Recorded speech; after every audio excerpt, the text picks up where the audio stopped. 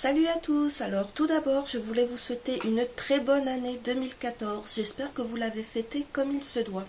Alors dans cette vidéo je vais vous parler de mon top shoujo 2013.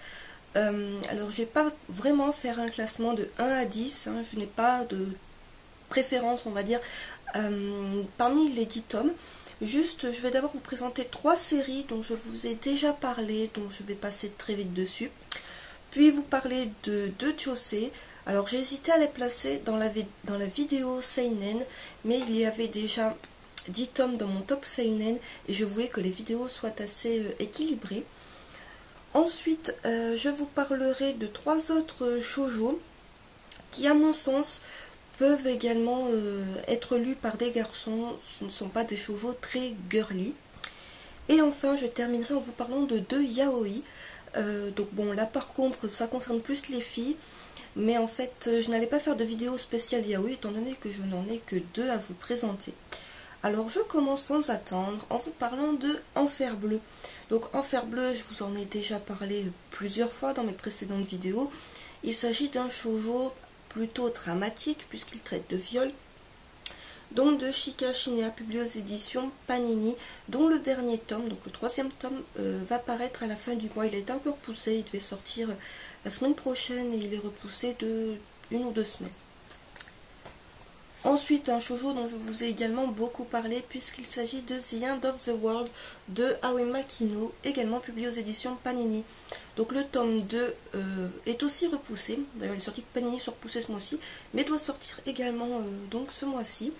Donc un shoujo également dramatique, mais dans un autre genre, que je conseille aussi bien aux garçons qu'aux filles, parce que là encore, même s'il y a, comme pour Enfer Bleu, il y a une histoire d'amour, shoujo oblige, mais ce n'est vraiment pas, ça ne prend pas toute l'histoire, et donc ça peut être appréciable, j'ai envie de dire, même pour des garçons. Un shoujo que je ne pensais pas placer dans mon top, mais que bon, finalement, je dois avouer que c'est une lecture quand même assez que j'ai beaucoup aimée. Donc il s'agit de Alice au Royaume de Trèfle de Queen Rose et Mamenosuke Fujimaru, publié aux éditions Kiyun, dont le tome 5 est prévu pour février. Donc c'est une série, je vous avais dit, c'était pas un coup de cœur, mais j'ai eu beaucoup de plaisir à relire Alice au Royaume de Cœur, puis enchaîner cette série. Les personnages sont tout de même attachants. Là par contre, oui, c'est assez girly comme univers, et c'est vraiment totalement romance. Mais voilà, un shoujo je vous conseille donc plus aux filles ou aux fans de tout ce qui se rattache à Alice au Pays des Merveilles. Je continue en vous parlant des 2 josei. Alors tout d'abord un josei que vous, à mon avis, vous en avez entendu parler cette année parce que c'est vraiment un josei qui a eu énormément de succès. Il s'agit de Shiaya Furu de Yuki Suetsugu, publié aux éditions Pika. Alors c'est une très longue série puisqu'elle compte plus de 20 ou 30 tomes toujours en cours. Enfin c'est une très grosse série, sachez si vous la commencez, qui traite du Karuta, qui est un jeu de cartes. Donc c'est un josei assez atypique parce que il me semble pas qu'il y ait d'histoire d'amour dedans, ou très vraiment, j'ai lu les 2 premiers tomes et je n'ai pas continué ma lecture jusque là. Pourtant ça a été une très bonne lecture. Alors la particularité de cette série, c'est que vous pouvez retrouver au début de, pardon, à la fin de chaque tome les cartes pour jouer au fameux Karuta. Donc voilà, avec un petit livre au début du tome vous expliquant les règles, même si elles sont plus ou moins expliquées dans tout le manga. Donc c'est l'histoire de Shiaya, qui est donc une joueuse de ce fameux jeu de cartes, avec ses 2 meilleurs amis d'enfance, donc j'ai zappé le nom, que je vous dise pas, Arata et Taichi, un peu de mal avec mes fiches ce matin, et donc voilà, ils se lancent dans des compétitions de ce jeu. Et c'est vraiment très prenant, très intéressant. L'auteur nous explique vraiment bien en quoi consiste ce jeu. Et c'est vraiment un manga que je vous conseille. Le 6e tome, si je ne dis pas de bêtises, est sorti cette semaine. Alors je continue avec un josei musique cette fois, puisqu'il s'agit de Kids on the Slope de Yuki Kodama, publié aux éditions Kazemanga. Alors c'est une série en 9 tomes, dont le prochain tome est prévu... alors là je ne sais plus du tout. Je sais que le tome 5 ou 4 est sorti en décembre. Bref, les sorties sont assez espacées pour ces tomes-là, mais c'est une très bonne série. Alors oui, il existe un animé, et puisqu'il s'agit d'un manga musique, vous me direz pourquoi pas plus l'animé que le manga papier. Bien personnellement, j'ai beaucoup de mal à me plonger dans un animé, à moins d'en avoir lu le manga. Comme par exemple, à part pour l'exemple de Full Metal, voilà, j'ai envie de dire. Sinon, tous les animés que j'ai pu regarder, ben, j'avais lu le manga avant, et donc j'ai pu mieux l'apprécier. Donc là, c'est un manga que j'aime beaucoup, qui se passe dans les années 60 au Japon, et où en fait on va suivre ce personnage, donc Kaoru, qui joue du piano, si je dis pas de bêtises, et qui en fait va se lier d'amitié avec... Enfin, tout va tourner autour de la musique jazz qui arrive des États-Unis, donc qui arrive au Japon. Et donc il va rencontrer Santalo, qui est un bad boy, si je puis dire, qui est également amoureux de la même fille que lui. Donc c'est un peu un triangle amoureux, qu'on retrouve le côté un peu shoujo là-dedans. Et en fait, tous ensemble, ils vont faire de la musique jazz. Donc voilà, c'est une amitié un peu improbable, je montre le tome, qui va se lier grâce à la musique. Donc même si c'est un shoujo musique et que c'est sur un josei musique qui est sûrement moins appréciable en manga papier qu'en animé, c'est quand même un manga que je vous conseille parce que personnellement j'avais beaucoup apprécié cette œuvre. Alors je vous montre un peu les dessins. Voilà. Alors, je ne sais pas si vous allez très bien voir parce que la luminosité est franchement pourrie ce matin, le temps est pourri. Bref, il fait partie de mon top parce que même si j'ai pas trop avancé dans la lecture, c'est quand même un josei que j'ai beaucoup aimé. Et surtout les graphismes, alors même si ça peut paraître un peu spécial, c'est vraiment un style que j'aime beaucoup. Alors je continue en vous parlant de 3 shoujo que je dirais qu'on peut classer aisément dans une catégorie shonen ou seinen. Dans le cas de No Longer Heroine de Momoko Koda, publié aux éditions, je dis pas de bêtises, Delcourt. C'est une série en 10 tomes. Vraiment que je vous conseille parce que c'est extrêmement drôle. Alors certes c'est shoujo, mais c'est un peu une série, je dirais, comme Switch Girl, que je n'ai pas lu par contre, mais qui est assez mixte, je dirais. Donc on suit l'histoire de Hattori, qui est un petit peu, qui veut être l'héroïne de sa propre histoire. Et donc en fait, elle est toujours avec son meilleur ami Rita, qui est un petit peu le beau gosse au collège ou du lycée. Ce n'est pas marqué là, donc ça ne m'aide pas. Et dont en fait elle est secrètement amoureuse, mais elle se contente d'être sa meilleure amie parce que ça rend quand même d'autres filles jalouses autour. Elle a une place privilégiée de confidente et il sort toujours donc avec des filles super belles, bon un petit peu comme elle.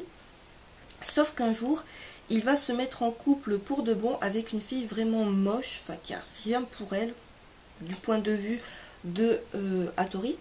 Et à partir de ce moment-là, elle va s'inquiéter du fait que ça a l'air sérieux et qu'elle va se retrouver personnage secondaire de sa propre histoire. Donc voilà, c'est très drôle, c'est très rafraîchissant comme lecture. C'est un manga que j'ai beaucoup aimé, même si là encore j'ai pris du retard dans ma lecture. C'est vraiment, vous pouvez voir que ça a quand même été un coup de cœur pour dans pas mal de, j'ai envie de dire, de journaux, tout ça. Donc, je vous montre un petit peu les graphismes. Très drôle, très shoujo pour le coup. Donc, voilà. J'espère que vous pourrez voir malgré la lumière pourrie.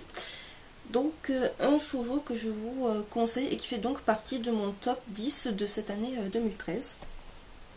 Je continue alors dans un tout autre registre, puisqu'il s'agit de La Fleur Millénaire de Kaneyoshi Izumi, publié aux éditions Kazemanga. Donc c'est un shoujo que je rapproche beaucoup de notre shoujo, l'Arcane de l'Aube. Dans le sens où, bon, il y a une histoire d'amour entre ces deux personnages qui est un petit peu le centre de l'histoire, comme pour l'Arcane de l'Aube. mais il y a un côté plus ou moins aventure, historique, dans ce cas-là, la Chine médiévale, qui est très appréciable et qui, me semble, peut le faire passer, enfin, peut être également lu par des garçons, parce que bon, il y a ce côté action, aventure, même s'il y a quand même une romance évidente. Donc voilà, c'est vraiment une histoire d'amour. Alors je crois qu'il s'agit d'une princesse et d'un esclave. Donc histoire d'amour en commence sans doute impossible, mais vraiment une série que je vous conseille, qui a également fait un petit peu le buzz en cette année 2013. Donc pour vous montrer, je trouve que même les dessins se rapportent un petit peu légèrement à ce qu'on peut voir dans l'Arcane de l'Aube, même si ce n'est pas du tout la même auteur. Voilà, une série que j'ai beaucoup aimée et que je pense les garçons peuvent apprécier également. Alors dans un autre registre encore, Kamakura Diary de Akimi Yoshida, publié aux éditions Kana. Donc là pour le coup c'est un shoujo tranche de vie, où en fait on va suivre les trois sœurs, est-ce qu'on les voit sur la couverture? Non. Les trois sœurs Koda, qui en fait vont apprendre la mort de leur père, qu'elles n'ont pas vu depuis 15 ans. Et donc elles vont se rendre à son enterrement, et là elles vont faire la connaissance de Suzu, qui est en fait leur demi-sœur. Et qu'elles vont en fait entraîner avec elle, parce que bon, elle a une vie apparemment pas facile, et elles vont la faire venir avec elle. Donc voilà, c'est complètement tranche de vie, c'est assez lent comme lecture. C'est un shoujo dont on n'a pas beaucoup entendu parler à mon sens, même si Kana a quand même fait un petit peu de pub. Je veux dire, j'en ai parlé autour de moi, les gens ne connaissent pas spécialement cette série, alors que c'est pourtant une très bonne série. J'aime beaucoup les dessins. Là aussi, c'est un petit peu... Enfin, je veux dire, ça n'a pas les codes de ce qu'on peut voir dans les shoujo classiques. C'est vraiment un manga, encore une fois, que je pense qu'il pourrait plaire aux garçons. Là où j'en suis, il n'y a pas d'histoire d'amour. Je peux redire une bêtise, mais il me semble pas, que je ne confonde pas. Voilà, c'est plus un univers familial, les liens entre donc trois sœurs et une demi-sœur. Et c'est vraiment une très très bonne lecture que je vous conseille. Alors je finis en vous parlant de deux yaoi, qui ont été deux coups de cœur absolus, puisqu'il s'agit de Fleur Essence de Rito Takarai, publié aux éditions de Taifu. Donc de toute manière, il n'y a pas énormément d'éditeurs en France de yaoi. Donc Fleur Essence, c'est de la même mangaka qui a fait Seule la fleur sait ou Seven Days, qui sont deux yaoi que je conseille vraiment pour celles qui ne connaissent pas. Et Fleur Essence reprend un peu le même stéréotype d'histoire, puisqu'on peut voir dans la fleur C, Seule la fleur sait. C'est-à-dire plutôt un yaoi blue, c'est vraiment basé sur les sentiments, l'évolution des sentiments. C'est un yaoi très touchant. Comme on peut le voir sur la couverture, on se doute que ça va pas être un délire très, je dirais, basé sur le sexe. Parce j'ai pu lire des yaoi qui ne sont basés que là-dessus, où le scénario est totalement inexistant, et je peux vous dire qu'on s'en lasse très vite. On peut trouver un tome, bon, on peut trouver ça assez drôle, parce qu'il faut prendre comme quelque chose de drôle, mais au bout d'un ou deux temps, on est très vite lassé de ce genre de lecture qui n'apporte strictement rien. Alors que là, c'est une histoire d'amour, je l'ai lu il y a assez longtemps, hein, donc vous parler de l'histoire, c'est assez compliqué, mais vraiment, pour celles qui ont aimé Seule la fleur C, bah, c'est vraiment dans cette lignée-là, bon, sauf que là, il s'agit d'un one-shot. Donc je vous montre un petit peu, parce qu'il y a des pages couleurs au début, pour vous montrer un petit peu les graphismes, pour ceux qui ne voient pas. Alors j'espère que vous pouvez voir la couleur. Donc voilà, un yaoi que je conseille. Pourtant je n'en conseille pas beaucoup, car je n'en lis plus tant que ça. Je dois avoir 3 séries yaoi en cours, dont Junju Romantica, No Money et His Favorite, qui sont 3 séries que j'adore et que je suis toujours. Mais à part ça, j'ai arrêté d'en acheter, parce qu'avant j'achetais beaucoup de one-shot comme celui-ci, que je choisissais uniquement suite aux critiques que j'avais pu en lire avant. Parce que au début, je faisais ça un peu au feeling, à la couverture ou au résumé ou au dessin, et j'étais souvent assez déçue de ce genre de manga. Je conclus avec un yaoi, mais peut-être mon top yaoi qui soit, puisqu'il s'agit de Twittering Birds Never Fly de Ku Yoneda, publié aux éditions Taifu également. Donc c'est une série en cours, pardon, cette série-là en cours, dont le tome 2 est prévu pour la fin de ce mois-ci, ou le mois prochain. Enfin, on ne sait pas trop parce que les plannings Ototo Taifu ne sont pas très clairs et changent assez souvent. Donc ça c'est vraiment le top yaoi que je peux conseiller. Ça parle de Yakuza, donc ça change un petit peu d'univers yaoi auquel on est habitué, mais vraiment c'est juste génial. Alors là encore, il y a, bon, par rapport à la fluorescence, il y a des scènes de sexe évidentes, mais il y a également, l'auteur parle énormément des sentiments, de l'évolution des relations entre les personnages. Et c'est vraiment un yaoi qui m'a beaucoup touchée. C'est, je crois, un des rares mangas que j'ai vu sur Manga News qui avait 20 sur 20 par la rédaction. Donc c'est pour dire le niveau de ce manga. Et vraiment, je le conseille. Bon, je ne vais pas le conseiller aux garçons parce que je me dis qu'il n'y a pas beaucoup de garçons qui lisent des yaoi à l'heure actuelle. Mais voilà, un yaoi que j'ai beaucoup aimé, avec bon toujours des personnages un peu, le personnage un peu rebelle que j'adore. Alors je vais vous montrer d'ailleurs, bah, il est là, voilà, que je trouve juste trop beau. Et enfin, je trouve le dessin trop beau. Pour vous montrer un petit peu les autres dessins. C'est assez simple, hein, les yaoi sont assez... il n'y a pas vraiment de fond dessiné ou juste le strict minimum, c'est vraiment basé que sur les personnages. Je trouve une scène pas trop haute quand même, juste pour vous montrer, par exemple au début. Voilà. Donc voilà, c'est beaucoup moins gamin que ce que l'on peut voir dans certains yaoi.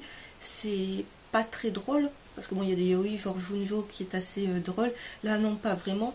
Mais c'est quand même un yaoi que j'ai beaucoup aimé et que je vous conseille. Donc voilà, j'en ai terminé pour ce top shoujo. Alors je vais essayer de vous tourner aujourd'hui le top shonen et la semaine prochaine mon top seinen et ma vidéo déception 2013. Donc je vous donne rendez-vous à très vite. J'espère que vous avez apprécié cette vidéo. Laissez-moi des commentaires. Alors je sais, je mets beaucoup de temps à répondre, mais en ce moment je suis pas mal occupée, je prépare un concours. Mais voilà, je lis quand même vos commentaires et ça me fait très plaisir d'être soutenue. Donc voilà, je vous dis à très vite. Bye.